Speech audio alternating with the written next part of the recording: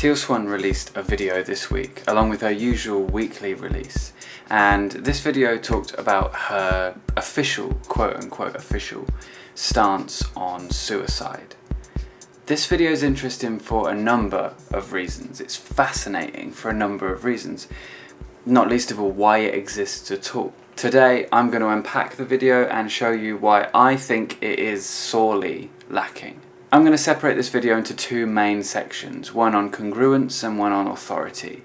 I'm going to put forward some of the points that she raised in the initial video, and I'm going to offer some thoughts on them. Before I get started, just to set the scene, let me just say that Teal starts the video saying that she is against suicide.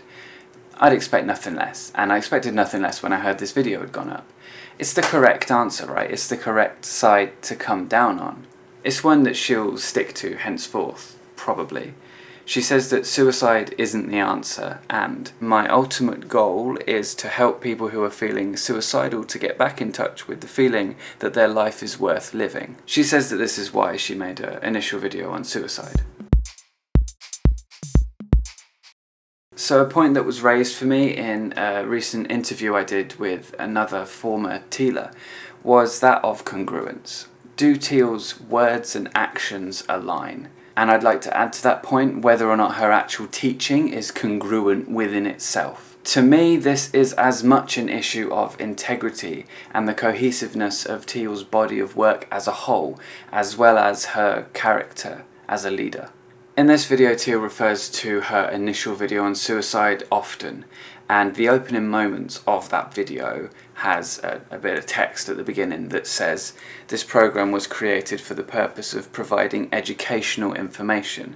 It is not a substitute for medical advice." I find myself wondering what credentials Teal has to educate anyone on anything, let alone suicide. She says that her own personal experience with suicidality and her extrasensory perception, her extrasensory abilities, uniquely qualify her to speak on this. To which I will always respond, if you want your extrasensory abilities to qualify you for anything, you have to prove you have them. Nobody has yet. We have no substantial proof that any kind of extrasensory abilities exist at all. So to put them forward as a reason to explain why it's a good idea for you as a person to talk on this is strange. And who are we even talking to here? Psychologists, psychiatrists, doctors, the media? You'd be laughed out of anywhere with an excuse like that. And on our own personal experience, how does one person's personal experience of suicidality qualify them to speak on behalf of the entirety of humanity on the subject? I don't want to be rude, but a research pool of one is woefully inadequate if what you want to do is roll out what you're testing to the public. We've seen this before though. It's the same thing we saw in the hierarchy video. If it's true for me, then it must be true for everybody else. I did go over that in my video, Can We Trust Teal Swan's Authority, which I'll link in the description for you to watch after this. I'm not going to go into it all again now on that particular point, because there's plenty to go through in this video alone. But whether we're talking about problems with authority or whether someone is going to commit suicide or not, the causal factors, the things that make a person have that issue or do that thing, are so varied from person to person. There are countless possible causes. Each person is different, each life is different. Life circumstances, brain wiring, congenital conditions, whether or not an individual is part of the LGBT+ community, these are just a few of a multitude of reasons that someone may or may not end up suicidal. These are just a few contributing factors to depression and suicide. So I reached out to a few people on this particular point and got a word or two back from some people who had a little bit more knowledge than me on this subject. If you help me with that, thank you, because you've helped me make this video a little bit more watertight. One person in particular that helped me, Cass Eris, actually has a channel here on YouTube, so if you want to check out her channel, I've linked that below in the description. Thank you, Cass, and I really appreciate your help with this. So based on what I found from what these wonderful people told me, it looks like this whole, if it's true for me, it must be true for everyone else, is a case of either one of two things or both of these two things. false consensus bias or projection bias. If we don't even assume that Teal is saying it must be, if it's true for me, it must be true for everyone every time she makes one of these blanket statements, we've got at least two concrete examples of that happening here. In this case, with the suicidality, and the previous case with the hierarchy, that's two examples of the false consensus bias and the projection bias being evidence of her attempting to defend a factually inaccurate statement on both accounts. We're talking about two statements which are manifestly untrue. Can you imagine if Teal was actually this Arcturian soul fork and she was sent here to educate us? That would possibly be a more sad world than if the Christians were right. Here's a few more examples of a lack of congruence, and then we'll move on to authority. So Teal's original video on suicide, in the description there's a suicide hotline number. Arguably the right place to put a suicide hotline number. The issue arises when you listen to the Gizmodo podcast, and I believe, if I remember right, she disparages and belittles suicide hotlines and the positive effects of them. It seems like the number is in the description as a formality, and when she's speaking more freely, she's quite happy to just belittle the good things that can come from a suicide hotline. In a recent video on her stance in suicide, Teal says, "I'm not a doctor. I'm not a licensed therapist. I'm not a psychologist. What I am is a spiritual leader. What I am is a revolutionary in the field of personal development." Yet she continues to disparage mainstream medicine, and she used to work as a medical intuitive. So which is it? Are we considering the mainstream medicine to be something that needs to be appeased, something to be considered or appealed to, or is it something that we should just be disregarding altogether? Is this a tightrope walk because of the legality of the issue, or are we seeing the realities of Teal's opinions and an actual position on this? Moreover, Teal says that she wants to help people not commit suicide. She says she wants to help people reach a point, whatever, where people feel like their life is worth living. And yet in her initial video on suicide, I believe, if that's the video that it was in, she refers to suicide as a reset button. But to offer this advice, educational material to basically anyone, to the public, at varying stages of their lives, in any mental state, so openly, so widely, is, I think, irresponsible. Her intentions may be gold, but her execution is lacking. For the record, I don't think her intentions are gold, but... Teal said that if the mainstream approach to suicide was working, then professionals wouldn't be at her trainings. First off, false cause fallacy. Second off, this. It might be true that some people are coming to her trainings because they believe it's not working, but does that mean it's not working? That's not to say that we've got mental health all figured out, or that we've got the perfect approach to suicide. We're learning all the time, and we're learning more and more about ourselves every day. And therapists can and do help in so many ways, including with suicide. Maybe not all of them, but let's not forget that Teal hasn't surveyed every single therapist in the world, nor has she investigated every single country's mental health services. Let us not forget also that she is not a qualified professional, informed or educated enough to pass judgment on this. So to be clear, I'm not saying that the current approach to mental health is without flaws or anything really. I'm not the person to speak to that. What I am saying is that the compiled body of knowledge on the psychology of humanity and our treatment of it may just be closer to the truth than that of someone who isn't qualified, who isn't trained, who doesn't have any kind of certification. She doesn't know what she doesn't know. It's the Dunning-Kruger effect in full swing. I think to boldly say that your way is better because our combined knowledge of human psychology isn't good enough, even though you haven't learned enough about it, even though you haven't studied it enough to be certified in it, is quite frankly arrogant. And such a flagrant disregard for established medicine is a red flag for me. Also, her comment on people wouldn't be coming to me if it was working, it just ignores the realities and effects of undue influence and the fact that just about anyone is susceptible to it, especially because not very many people are actually that educated on it. And medical professionals are by no means an exception to that. I did a whole video on a cult that's specifically targeting trained medical professionals. I'll stick a link to that below or up there or whatever as well. It's called Unimed. So Teal says that the head of the Mental Health Services of Pennsylvania University, I think, committed suicide recently. I looked it up. That's true. The way she says it is as if his suicide reinforces her point. But just the tiniest amount of research into this poor guy's situation will show you that that's a false cause fallacy. So he's the head of a mental health department or whatever. Does that mean he has all the knowledge on mental health? Does that mean he had all the answers and that they didn't work? I believe that the use of this suicide to support her point is a deceitful misrepresentation of the facts. Now, so I don't know whether it was a deliberate misrepresentation of the facts or whether it's just another example of Teal's incompetence, but the point still stands. It is a misrepresentation of the facts. The suicide of the head of a mental health department doesn't necessarily shine a light on the realities of whether or not we need to reevaluate our approach to suicide any more than the suicide of anybody else does. If it were a leading expert in suicidality, maybe. And granted, we do need to look at the way we treat suicide in our world. We do need to look at the way we treat mental health in general in a lot of cases.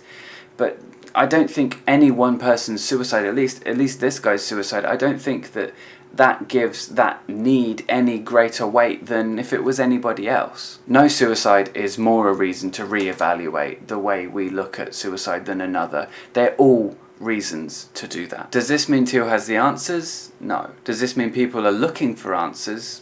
Maybe. But again, to say that every mental health professional that turns up at one of Teal's trainings is there because the mental health system isn't working is, I think, a massive blatant generalization which overlooks both the reality of the nuances of each individual person's life and the effects of undue influence. And in this video, Teal strawmanned the regular treatment of suicidal in therapeutic situations so hard it hurts. And then she offers her ideas as equal alternatives in a what if what I'm saying is right kind of rhetoric. So here's the thing.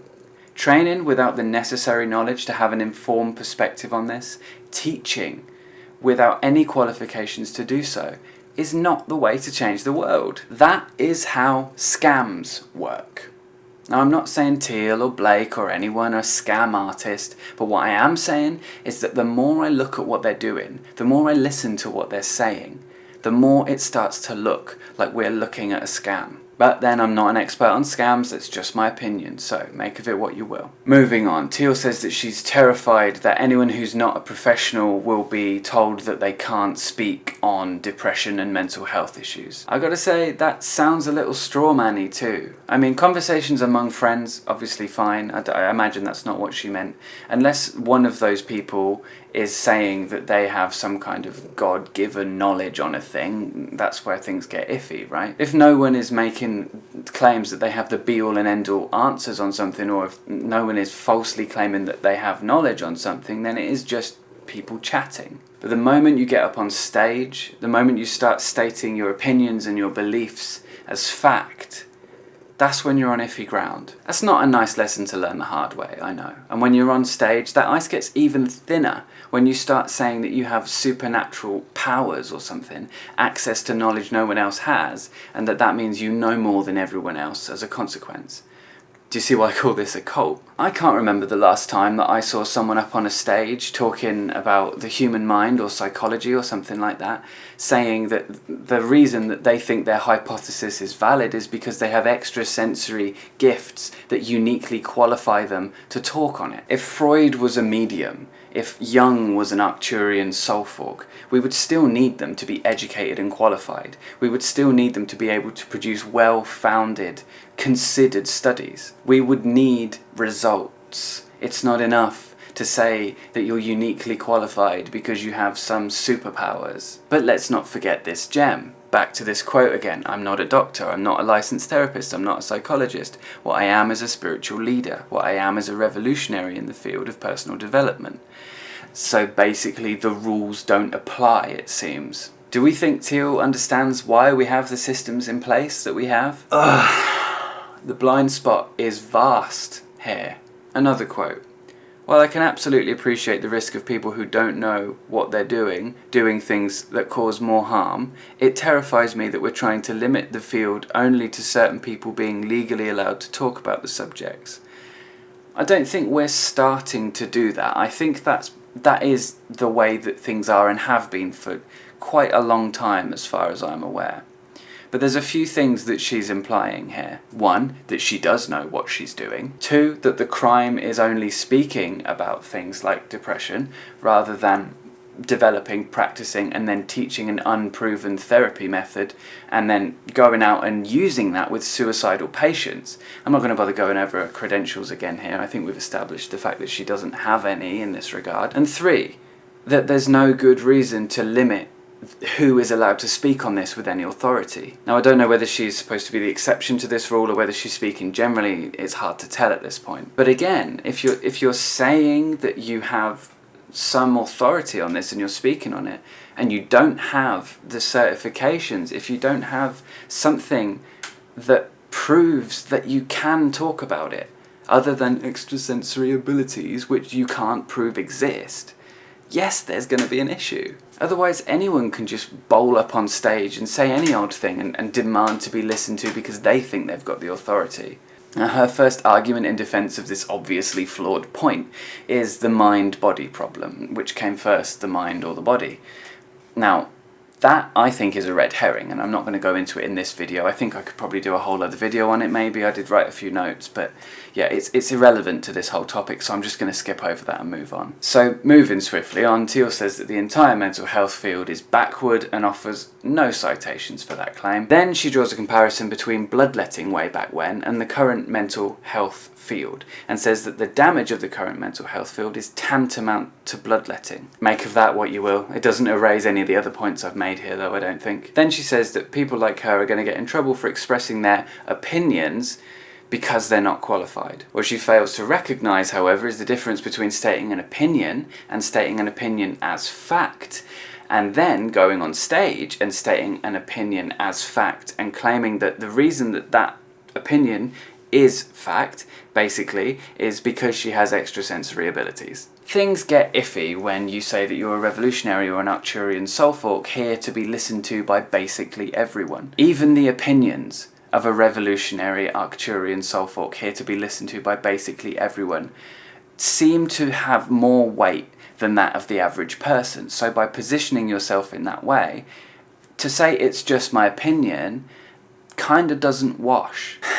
Then she claims that people like her that have the cures that they have cures that work much better than mainstream science, mainstream medicine. I think it's, mainstream psychology and medical science. I feel like this might be a shout out to like homeopathy and naturopathy, don't quote me on that, but I mean, these are unhelpful, damaging practices, and there are many others similar to them that people practice and claim are the answer. It might be a shout out to them, I'm not sure.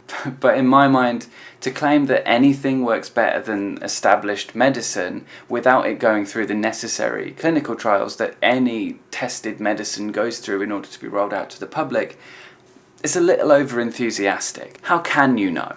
How can you know without an adequately sized research pool and controlled testing conditions? Again though, if you think that you've got something that can actually help people, that can actually cure people, there are avenues to go down to get those cures into the hands of the people that need them, rather than just the paying New Age types at a retreat centre in Costa Rica. I think it comes down to this though. If you're running a business, run a fucking business. If you're trying to introduce new methodologies into the fields of psychiatry and psychology, do that. Don't try to run a business and then wax moral grandstanding when you're challenged on unethical practices. Another quote. Imagine telling the Dalai Lama, oh, not quite a feminist, or Socrates, or Eckhart Tolle, or Anthony Robbins, oh, BuzzFeed, that they can't talk about depression. It's not legal for them to do so, and that if they talk about depression, they could get fined for practicing therapy without a license. I'm not going to bother going into those ludicrous comparisons. I think they all say something uniquely telling about the way that Teal sees herself, but other than that, there's more important things to touch on here. I want to focus on something else instead. Another open-air misrepresentation of the facts. Yet another straw man. When she's talking about getting fined for practicing therapy without a license, I think she's referring to the time that she got sent a cease and desist order by the state of Utah for practicing therapy without a license. She didn't get that for just talking about depression, as far as I'm aware. As far as I'm aware, she got that for the video that she did on YouTube where she showed off her completion process, which is a form of therapy. I can't speak to how effective that is, but any form of therapy practiced by someone without a license does run the risk of increasing the chances of detrimental, harmful effects. If we're doing that, we're running a high risk of doing immense harm, and I think that's something that we should all be made aware of. And that doesn't matter whether it's Teal self or completion process practitioners that don't have any other form of certification. Can't speak to whether if you've got another form of certification and you're doing the completion process. I don't know how well that would work. I could imagine it would work better, but anyway. This whole video seems to be Teal switching between perpetrator mode and victim mode in rapid succession. One moment she's berating society and mainstream medicine for not being good enough, the next she's talking about how unfair it is to be fined for practicing therapy without a license. And the final portion of the video is a kind of tirade against the media, in which remarks such as, "I get suicidality better than anyone else," are dispersed. And a kind of threat, kind of disciplinarian, kind of it's not fair attitude is laid on thick. And I suppose it's supposed to achieve something. I don't know what, but I guess it's supposed to achieve something. And then in the regular washing of the hands that we see so often with unsafe leaders, Teal essentially says that she doesn't think that she should be held accountable for the people that commit suicide as a consequence of following her teachings, or people that have felt encouraged to commit suicide as a consequence of following her teachings. Despite all the issues that we've looked at in this video, she seems to still think that the decision is the individual's to make at the end of the day, and maybe it is, but the way that they've been influenced up until that point can't be discounted, I don't think. So, to be fair, I think that it would be unfair to sit here and only focus on the handful of people that have committed suicide out of the apparent millions of people that have been flocking to her recently. I think millions is an inflated number, by the way. I say it would be unfair if we were talking about someone who had done their due diligence in educating themselves on how to care for suicidal people. Quite frankly, I think she's lucky that that suicide toll isn't even higher, and to be honest, I wish I could sit here and say that I don't think that number's going to go up, but she does seem intent on staying her course. The pool is muddied by this deflective, "what about all these people I'm helping" rhetoric. Why? Undue influence, that's why. Is someone helped if they're under undue influence? Is someone helped if they're not really themselves? Is someone helped if they're deluded with their head in the sand? So she says that she can't stop everyone who flocks to her from killing themselves, and I guess that's a fair point, I'll give her that. The issue is, we wouldn't be having this conversation if we were talking about someone that was qualified, I don't think. Or at least, so many of the issues raised here wouldn't be issues if we were talking about someone that was qualified. Probably because she would be educated enough to have avoided some of the suicides, perhaps, or at least educated enough to take some responsibility for perhaps her part in those suicides. Also, I think I'd be amiss to not mention the placebo effect at some point in this video in terms of the people she thinks she's helping, but now that I've mentioned that, here's another quote. "I'm getting the message today that it is better to not take the personal risk of talking about suicide in today's world." Teal Swan. The risk is not yours to take. By speaking about suicide in the way that you are, without education on the subject, without certifications, without qualifications, you're playing with fire. The personal risk that you take by talking about this is financial. Maybe a fine.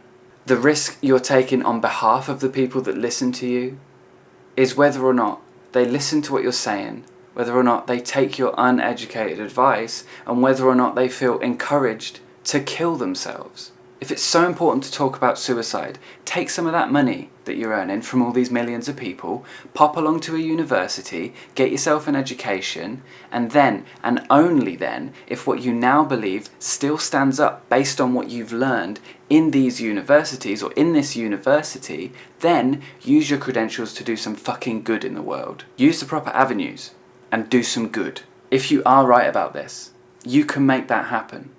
If you're serious about this, if you're serious about being listened to on this, if you're not just sitting there throwing a paddy, that's the way to do it. I doubt you'd do that, to be honest, and I can't imagine the damage that you might do if you did have a title, so maybe don't. Maybe just stop giving advice that you're not qualified to give. I'm under no illusions about whether or not you're likely to accept someone else's authority over you in a university setting or otherwise at this point, to be honest. Oh, but right, fuck's sake. Well then, exhale.